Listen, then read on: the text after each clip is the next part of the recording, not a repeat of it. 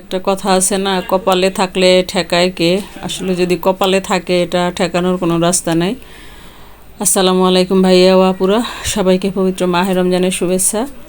কাছের এবং দূরের, দেশ এবং দেশের বাইরের যে যেখান থেকে বসে আমার এই ভিডিওটা দেখছেন, আশা করি সবাই অনেক বেশি ভালো আছেন, সুস্থ আছেন, ইমানের সহিত আছেন। আমিও আলহামদুলিল্লাহ আল্লাহর রহমতে সবাইকে নিয়ে অনেক ভালো আছি। চলে আসলাম নতুন আরেকটা ব্লগ নিয়ে, আশা করি সবার কাছে ভালো লাগবে। আমি আর আমার ছোট ভাইয়ের বউ আমরা যাচ্ছি বাহিরে বাবুটাকে নিয়ে। তো রিক্সায় ভিডিওটা করা, রিক্সা থেকে ভিডিও করতে আমার কাছে খুবই ভালো লাগে। মনে হয় যেন রাস্তাও আমার সাথে সাথে দৌড়ায়, গাড়িগুলোও দৌড়ায়। এর আগেও আমি কয়েকটা ভিডিওতে বলেছি যে রিক্সায় বা বাসে আমার কাছে ভিডিও করতে খুবই ভালো লাগে। ভিডিওটা দেখতে দেখতে এই পর্যন্ত যারা চলে আসছেন, লাইক দিতে ভুলে গেছেন, একটা লাইক দিয়ে ভিডিওটা কন্টিনিউ করবেন। আমার এই ভিডিওটার কোনো অংশে যদি কারো একটু ভালো লেগে থাকে, আমার এই ছোট্ট চ্যানেলটা সাবস্ক্রাইব করে নোটিফিকেশন বেল আইকন বাজিয়ে দিবেন, যাতে আমি কোনো ভিডিও আপলোড দিলে আপনি সাথে সাথে নোটিফিকেশন পেয়ে যান এবং আপনি আপনার সুবিধা মতো ভিডিওটা দেখে নিতে পারেন। ফেসবুক থেকে যারা দেখছেন পেজটাকে ফলো দিবেন। অলরেডি এই কাজগুলো যারা করেছেন তাদেরকে অসংখ্য অসংখ্য ধন্যবাদ। ভাইয়া ও আপুরা, ফেসবুক, ইউটিউব যে যেখান থেকে দেখছেন ভিডিওটা বেশি বেশি শেয়ার করার অনুরোধ রইল।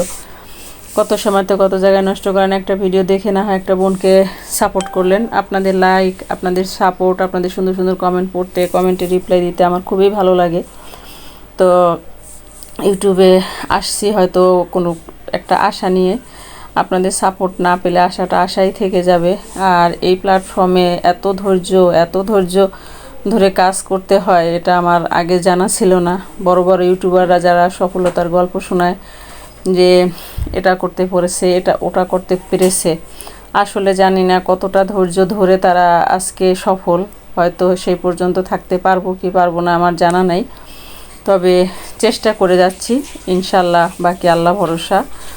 তো কথা বলতে বলতে কিন্তু আমি অনেক দূর চলে আসছি। এই যে আমার ছোট ভাই মেয়েটাকে নিয়ে যাচ্ছে, আমি পিছন থেকে ভিডিও করে নিচ্ছি। যার যেটা কাজ, কোনোখানে গেলেই ভিডিও করা, কোনো কিছু দেখলে ভিডিও করা, এটা একটা নেশা হয়ে গেছে। তো যাই হোক, বাহির থেকে ঘুরে এসে দেখি আপা রান্না করে ফেলছে, দেখে মনটা ভালো হয়ে গেল। কারণ গ্যাস থাকে না, সেই জন্য আপা রান্না করেছে। বাচ্চার ফুপি শোল মাছ ভেজে টমেটো দিয়ে রান্না করছে, ডাল রান্না করছে, তো ভাতও রান্না করে নিয়েছে। সেইটাই আমি আর কি তোমাদের সাথে শেয়ার করলাম। বিকালের পর্ব রয়েছে এখনও, ইফতারি আরও করছে করলা ভাজি। ইফতারির পর্বটাই বাকি। আলুর চপ ভাজার জন্য আলু সেদ্ধ করে নিয়ে আসছে, এখন বাকি ইফতারির কাজ আমি করব।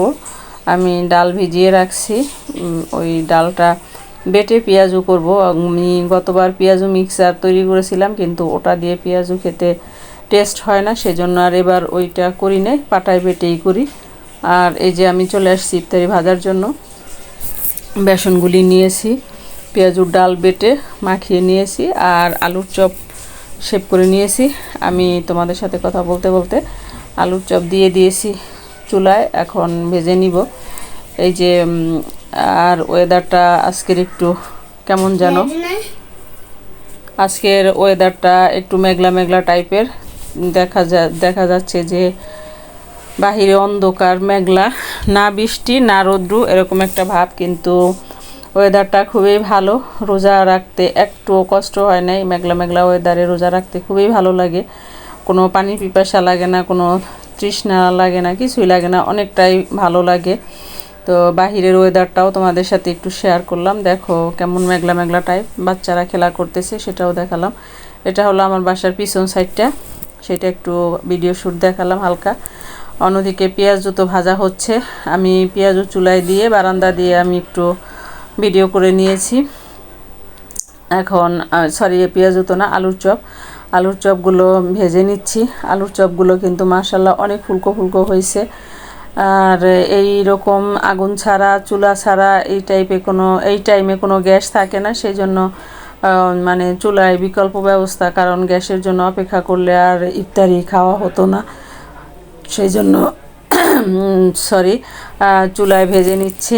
বিকল্প একটা অপশন রাখছি, এটা হলো আমার বাড়ির 3 তলার খোলা ছাদটা পরিত্যক্ত অবস্থায় আছে, এখনও কমপ্লিট হয়নি, সেই জন্য আর কি ব্যবহার করতেছি। এই কাপড় শুকনা দেওয়া, তারপরে এই চুলা পাতিয়ে রাখছি। রান্না করা এসব কাজ আর কি। আমি এক ব্যাচ আলুর চপ বানিয়ে নিয়েছি, অন্য আরেক ব্যাচ আবার দিয়ে দিয়েছি। আলুর চপও বানানো শেষ। এবারে আমি ওই তেলের মধ্যে পেঁয়াজও ভেজে নিব, কারণ একটা পাতিল ব্যবহার করেই আমি রান্না করি, কারণ মাটির চুলায় তো আর অনেকগুলা হাঁড়ি দেওয়া যায় না। সেটা যারা মাটির চুলায় রান্না করে সেটাই তারা অবশ্যই বুঝবে যে এটা ক্লিন করতে কতটা কষ্ট লাগে। তো যাই হোক, এখন আমি পেঁয়াজু শেপ দিয়ে দিচ্ছি, ছোট ছোট শেপ আকারে দিয়ে আমি এখন সবগুলো পেঁয়াজুই ভেজে নিব। একটা আপুর প্রশ্নের উত্তর না দিলেই নয়। একটা আপু ফেসবুক থেকে আমার ভিডিও দেখে কমেন্ট করছিলেন, আপুটা আমার ভিডিও দেখবে কিনা আমি জানি না, তবে উত্তরটা আমি দিয়ে দিলাম। হয়তো দেখলে আমার প্রশ্নের উত্তরটা আপু পেয়ে যাবে। আপু বলছিল আরেকটু ছোট ভিডিও করতে। আসলে আপু আমি প্রতিদিন ভিডিও দেই না, 2 দিন 3 দিন পর পর ফেসবুকে ভিডিও দেই, বড় ভিডিও, আর ইউটিউবে একদিন পর পর ভিডিও দেই। সেখানে দেখা যায় যে প্রতিদিন ভিডিও মেক করা, ভিডিও ভয়েস দেওয়া, এডিট করা অনেক টাফ হয়ে যায়। সেই জন্যই আমি একটু বড় ভিডিও দেই, 8-9 মিনিট বা সর্বোচ্চ 10 বা 12 মিনিটের, এর বেশি আর হয় না।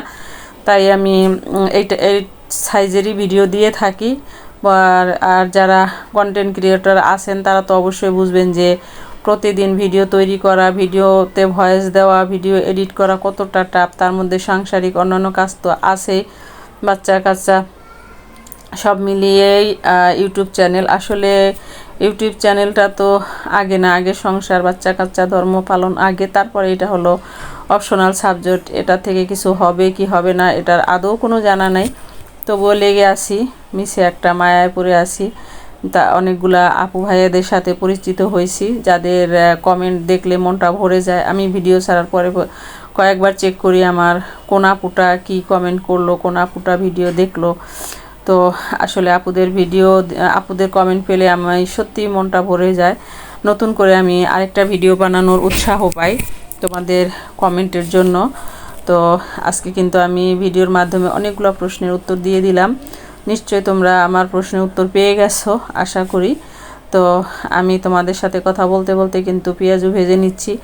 আসলে ইফতারির আগ মুহূর্তে এইরকম গরম গরম পেঁয়াজু মানে কার কার পছন্দ অবশ্যই কমেন্ট করে জানিও। আমার বাচ্চারা, তোমার ভাইয়া অনেক পছন্দ করে, তোমাদের ভাইয়া। তো সেই কারণে কষ্ট হলেও ইফতারির আগ মুহূর্তে পেঁয়াজু ভেজে নেওয়া, মানে বড় ছেলে ও বলবে যে আম্মু একদিন না ভাজলেই বলবে আম্মু আজকে পেঁয়াজু তৈরি করো। আবার আমারও কেমন যেন ভালো লাগে না, একদিন না বানালে মনে হয় যেন খাই নাই এরকম একটা অবস্থা। আসলে ভাজাভুজি খাওয়া কিন্তু স্বাস্থ্যের জন্য খারাপ, তাও খাওয়া ভালো লাগে। এক ব্যাচ নামিয়ে আমি আরেক ব্যাচ দিয়ে দিলাম। কথা বলতে বলতে ভিডিওটার শেষ প্রান্তে চলে আসছি। ভিডিওটা আর কিন্তু লম্বা করব না। আমার সবগুলো পেঁয়াজু আলুর চপ ভাজা হয়ে গেছে। আমি বেগুনি খুব একটা ভাজি না, কারণ চুলকানি হয়, এই কারণে বেগুনি ভাজি না, আলুর চপ আর পেঁয়াজুই বেশি করি। আল্লাহ হাফেজ।